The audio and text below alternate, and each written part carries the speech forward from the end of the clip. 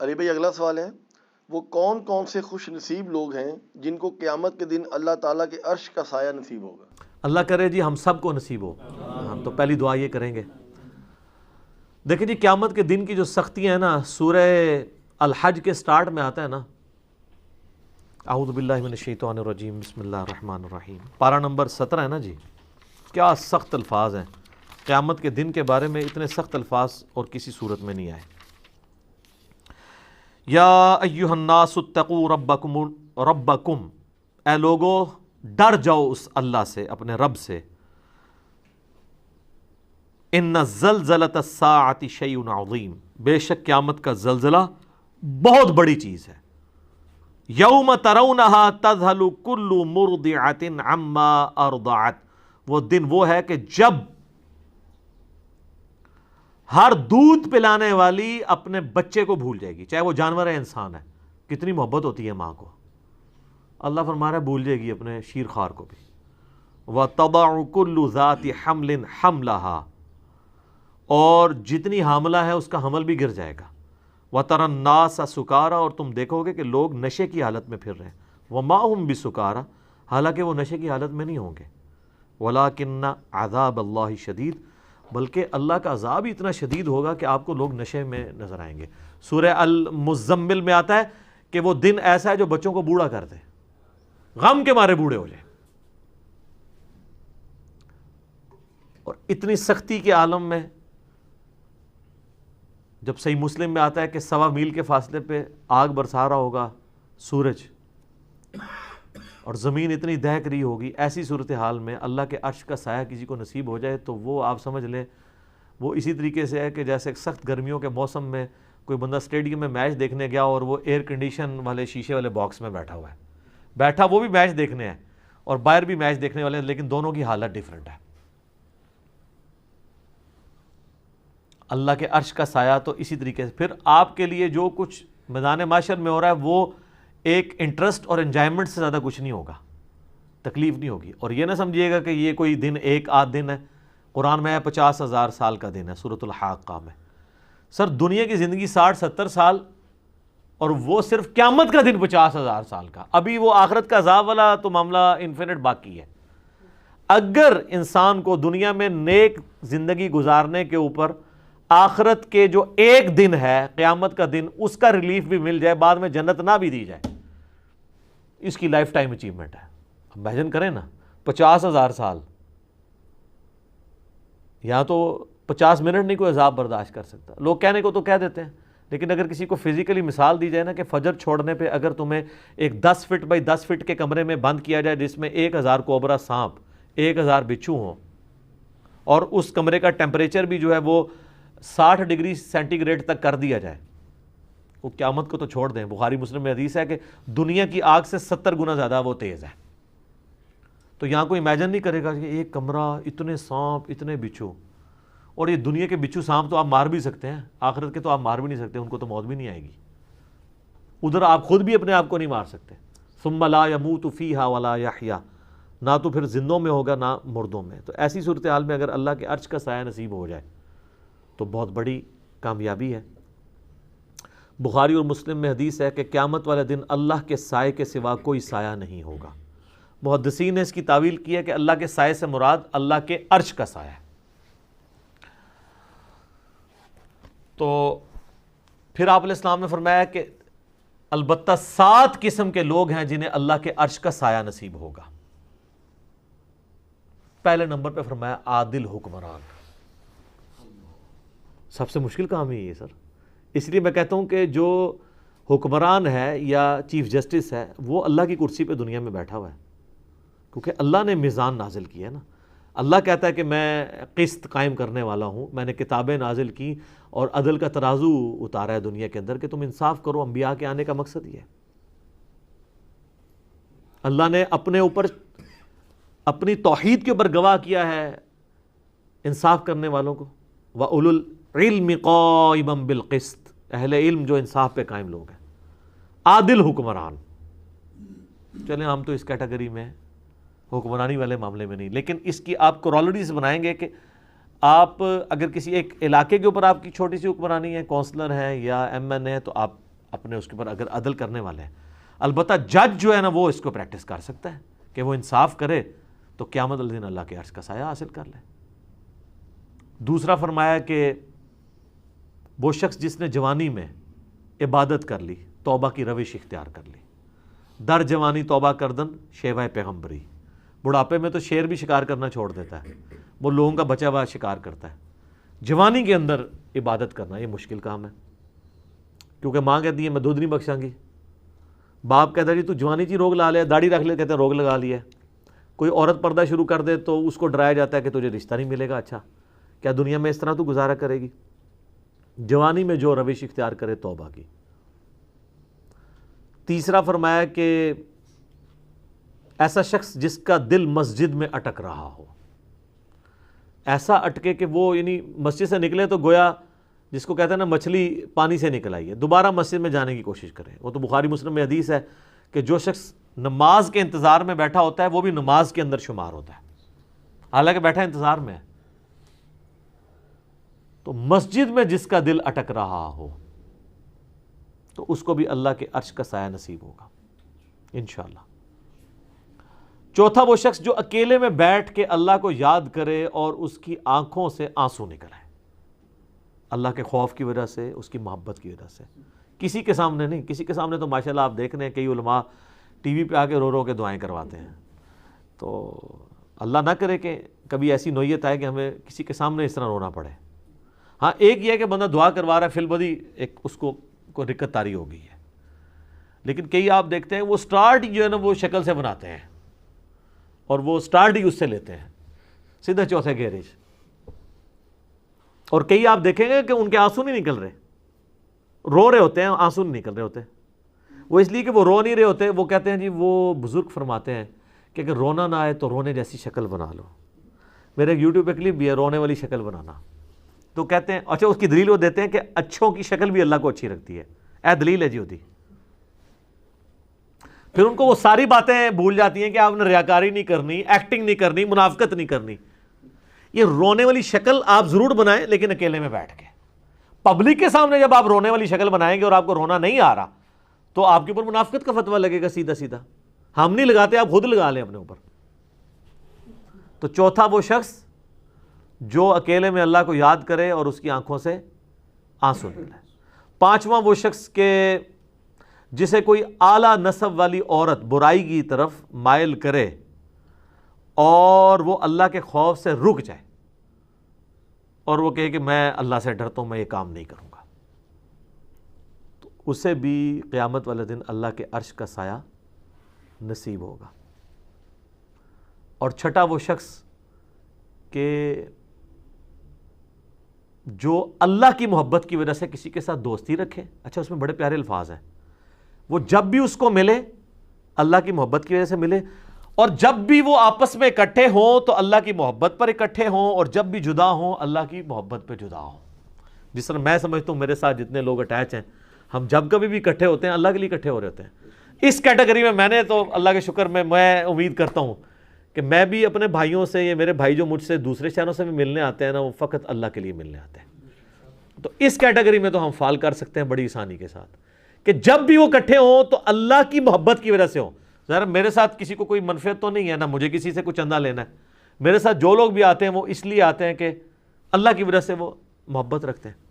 تو یہ کیٹیگری آسان ہے جی. انشاءاللہ ہم بھی اپنا ایک کیٹیگری میں ہم فال کر سکتے ہیں بڑی آسانی کے. اس کے علاوہ بھی کر سکتے ہیں محنت کرنے سے.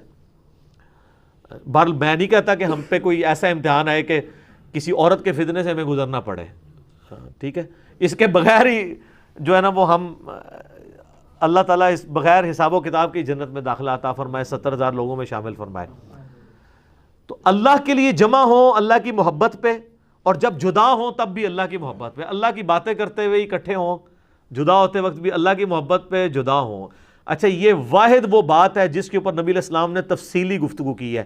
یہ 7 لوگوں کو جو عرش کا سایہ نصیب ہونا ہے نا, باقی سب اجمالاً ہے. عادل حکمران, دیٹس آل. اس کی کوئی آگے تفصیلات نہیں بیان کی, ٹھیک ہے. اکیلے میں بیٹھ کے روئے, آنسو آ جائیں, کوئی تفصیلات بیان نہیں کی. یہ واحد موقع ہے جہاں آپ علیہ السلام نے ڈیٹیل بات کی کہ جو لوگ اللہ کی محبت پر اکٹھے ہوں، جب بھی ملیں تو اللہ کی محبت پہ اکٹھے ہوں، اور جب جدا ہوں تو اللہ کی محبت پہ۔ وہ تو مسلم شریف میں حدیث ہے نا کہ ایک شخص اللہ کے لیے کسی دوسرے شخص کو ملنے جا رہا تھا تو انسانی شکل میں ایک فرشتہ نازل ہوا۔ اس نے کہا کدھر جا رہے ہو؟ ان کا فلاں شخص کو ملنے۔ کیوں؟ رشتہ دار ہے؟ نہیں۔ اور کوئی منفعت؟ نہیں۔ کیوں؟ اللہ کے لیے، میں صرف اللہ کے لیے اس سے محبت کرتا ہوں۔ تو فرشتہ کہنے لگا مجھے اللہ نے بھیجا ہے کہ اس کو جا کے خوشخبری تمہیں سنا دوں کہ اللہ بھی تم سے محبت کرتا ہے۔ واہ جی واہ، کیا بات ہے! ہمارا اللہ سے محبت کرنا یہ چھوٹی چیز ہے، اللہ کا ہم سے محبت کرنا یہ بڑی چیز ہے، ٹھیک ہے۔ وہ جو مولا علی کے لیے کہتا ہوں نا، وہ جو غزوہ خیبر والی حدیث ہے بخاری مسلم کی، کل اس شخص کے ہاتھ میں جھنڈا دوں گا جو اللہ اور اس کے رسول سے محبت کرتا ہے اور اللہ اور اس کا رسول اس سے محبت کرتا ہے۔ دیکھیں اللہ رسول سے محبت کرنے والے اس وقت بھی اللہ کے فضل سے کروڑوں میں ہیں، لیکن آپ مجھے کسی ایک پہ انگلی رکھ کے کیا گارنٹی سے کہہ سکتے ہیں کہ اس سے اللہ اور اس کا رسول بھی محبت کرتا ہے؟ صرف اس نے ظاہر رکھ سکتے ہیں، لیکن میں کئی لوگوں کے بارے میں گارنٹی دے سکتا ہوں کہ وہ اللہ اور اس کے رسول سے محبت کرتے ہیں، واقعی کرتے ہیں، چاہے ان کے نفس میں سستی بھی ہو۔ یہ کمال نہیں ہے، کمال یہ کہ ادھر سے بھی محبت آئے، ایک طرف سے نہ محبت چلتی رہے۔ تو 6 بندے ہو گئے تھے، اور 7واں یہ ہے کہ جو دائیں ہاتھ سے صدقہ کرے اور بائیں کو خبر نہ ہو۔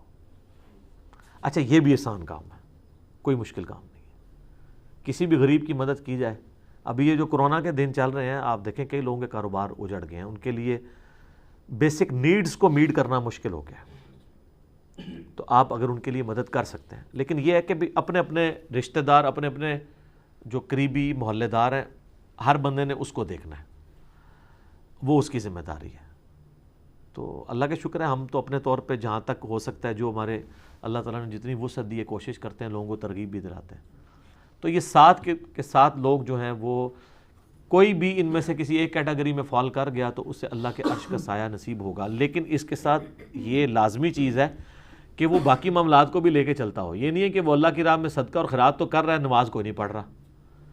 یہ احادیث میں جتنے فضائل آتے ہیں نا، یہ اس شخص کے لیے ہوتے ہیں جس نے بیسک ڈیٹم لیول اچیو کیا ہوتا ہے۔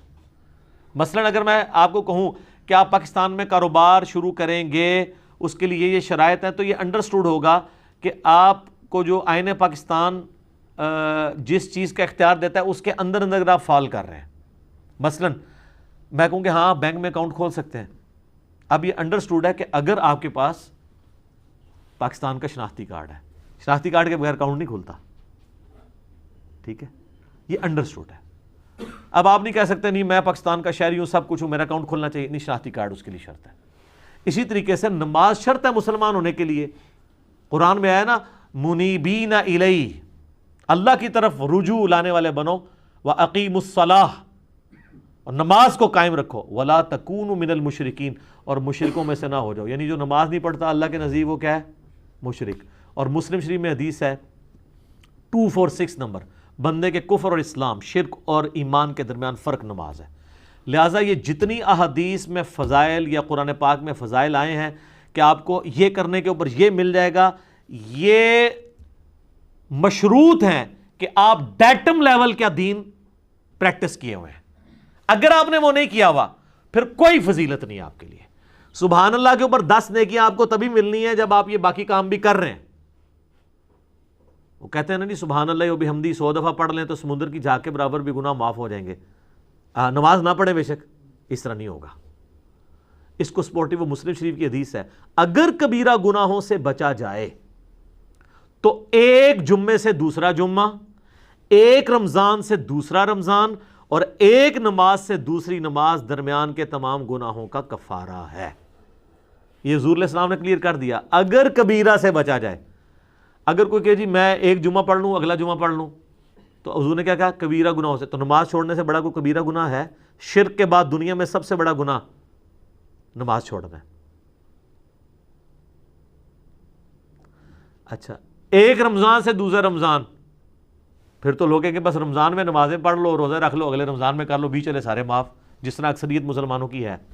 لیکن حضور نے کہا اگر بیچ میں کوئی کبیرہ گناہ نہیں کیا، اور ایک نماز سے دوسری نماز درمیان کے گناہوں کا کفارہ ہے اگر کبائر سے بچا جائے۔ کبیرہ گناہوں کی توبہ جو ہے صرف معافی سے ہوگی، وہ آٹومیٹکلی معاف نہیں ہوتے ہیں نیکیوں کے اگینسٹ، بلکہ وہ توبہ کرنے سے، اپنی اصلاح کرنے سے معاف ہوتے ہیں۔ لہذا جتنے فضائل قرآن و حدیث میں آئے نا کہ آپ کو یہ پڑھنے سے یہ ملے گا، یہ پڑھنے سے یہ ملے گا، یا یہ 7 لوگوں کو اللہ کے عرش کا سایہ ملے گا، یہ سبجیکٹڈ ٹو وہ ساری چیزیں ہیں۔ ورنہ تو یہاں پہ لوگ کتنے دسترخوان چلا رہے ہیں اور وہی سمجھ رہے ہیں کہ ہم کچھ بھی نہ کریں، بے شک حرام کے مال سے دسترخوان چلا رہے ہیں تو ہمیں اللہ تبارک و تعالیٰ قیامت الدین اللہ کے عرش کا سایہ دے دے گا۔ نہیں۔ یا ایک بندہ کہتا ہے میں اکیلے میں بیٹھ کے اللہ کو یاد کیا اور رو دیا، پھر سال بعد جو ہے وہ ایک عید کی نماز پڑھ لی، تو مجھے اللہ کے عرش کا سایہ مل جائے گا؟ نہیں، یہ تب ملے گا جب آپ نے وہ بیسکس ساری اچیو کی ہوں گی، اور یہ انڈرسٹوڈ ہوتا ہے۔ اس سے بڑی کیا انڈرسٹوڈ چیز ہو کہ بخاری اور مسلم میں جو کتاب الایمان چیپٹر ہے، دونوں میں حدیث ہے کہ اسلام کی بنیاد 5 چیزوں پہ ہے۔ آپ مجھے بتائیں، آپ کہتے ہیں کہ میں نے ایک بلڈنگ کھڑی کی لیکن اس کی بنیاد کوئی نہیں ہے۔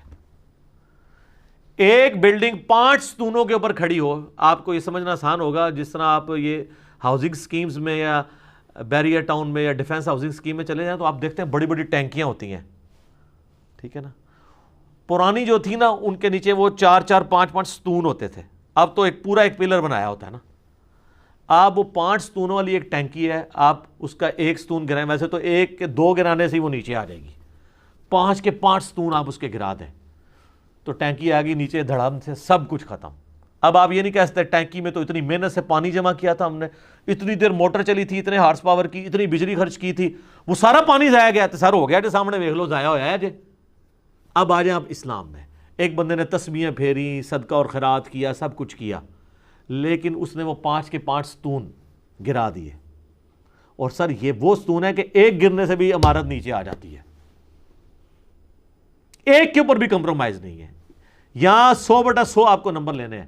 بخاری مسلم دونوں میں حدیث ہے، اسلام کی بنیاد 5 چیزوں پہ ہے۔ نمبر 1 لا الہ الا اللہ محمد رسول اللہ کی گواہی دینا، نمبر 2 نماز قائم رکھنا، نمبر 3 زکوٰۃ دینا، نمبر 4 رمضان کے روزے رکھنا، ایک روایت میں نمبر 4 اللہ کی راہ میں حج کرنا اگر استطاعت ہو، اور 5ویں نمبر پہ رمضان کے روزے ہیں، اور ایک روایت میں جو ہے وہ رمضان کے روزے پہلے حج بعد میں، بل یہ 5 چیزیں، یہ 5 بنیادیں جب تک آپ پوری نہیں کریں گے اس وقت تک آپ آگے معاملہ، اور صرف ان 5 پہ بھی نہیں ہے، حقوق العباد کا بھی معاملہ الگ سے ہے۔ قرآن میں جو آیت ہے سورہ نساء میں، جو لوگ یتیموں کا مال ناحق ہڑپ کرتے ہیں اپنے پیٹوں میں دوزخ کی آگ بھر رہے ہیں۔ اب یہ نہیں ہوگا کہ وہ حاجی نمازی ہے تو حرام مال کھانے سے پیٹ میں دوزخ کی آگ نہیں جائے گی، چونکہ اس نے وہ جو ہے وہ 7 عرش کے نیچے اعمال کرنے والوں میں سے ایک عمل اس نے کر لیا ہے، سر وہ 7 کے 7 کر لے۔ دین ٹوٹل پیکج کا نام ہے، یہ پک اینڈ چوز نہیں ہے۔ اور ڈاکٹر اسرار صاحب اکثر کہا کرتے تھے نا کہ یہ ٹوٹل پیکج ہے، آپ نے اپنی مرضی کا دین نہیں لینا، ٹھیک ہے۔ تو وہ تو خیر بڑے سخت جملے بولا کرتے تھے کہ یار لینا ہے تو پورا لو، نہیں تو دفع ہو جاؤ، وہ یہ لفظ بولا کرتے تھے، اللہ کو تمہاری کوئی ضرورت نہیں ہے۔ ویسے ہے یہی ہے، دفع ہو جاؤ والی بات ہے۔ اس کو سپورٹنگ وہ چیز ہے ادخلوا فی السلم کافہ، اے اہل ایمان پورے کے پورے اسلام میں داخل ہو۔ بلکہ اللہ نے تو منافقین کی روش یہ کہی ہے کہ جب حالات سازگار ہوتے ہیں تو وہ تمہارے ساتھ چلتے ہیں، اور جب برے حالات ہوتے ہیں پیچھے ہٹ جاتے ہیں۔ سورہ الحج میں ہی آیا ہے کہ بعض لوگ ہیں وہ دین میں کنارے کنارے پہ چلنے چاہتے ہیں کہ سب کچھ ہیپی ہیپی چلتا ہو، جیسے ہی ذرا تکلیف ہو پیچھے ہو کے بیٹھ جاتے ہیں، کیونکہ تکلیف کے ساتھ معاملات کو لے کے چلنا بہت آسان ہے۔ جیسے ہی مشکل وقت، یہ تکلیف کے ساتھ معاملات کو لے کے چلنا بہت مشکل کام ہے، سوائے ان لوگوں کے لیے جن کو اللہ تعالیٰ توفیق دیتے ہیں۔ اس لیے میں کہتا ہوں اے سی والے کمروں میں، اے سی والی مسجد میں بیٹھ کے زہد و ورا کی باتیں کرنا، اور صحابہ کرام کے جناب وہ یرموک اور قادسیہ کے واقعات سنانا کہ جی وہ اتنے ان کو زخم آئے اور یہ ہوا، کیونکہ مجھے تو کوئی زخم نہیں آ رہا، مجھے تو مچھر بھی نہیں کاٹے گا، میں نے تو وہ الیکٹرک وہ لگایا ہوا ہے ادھر مچھر مارنے والا، اور اس سے پہلے سپرے بھی کروایا ہوا ہے، تو میں ادھر بے شک کہتا رہوں، ٹھیک ہے، یہاں بیٹھ کے میں قادسیہ یرموک لڑتا رہوں، کوئی مسئلہ نہیں ہے۔ مشکل وقت میں معاملات کو لے کے چلنا یہ ذرا مشکل کام ہے، ٹھیک ہو گیا جی، جزاک اللہ۔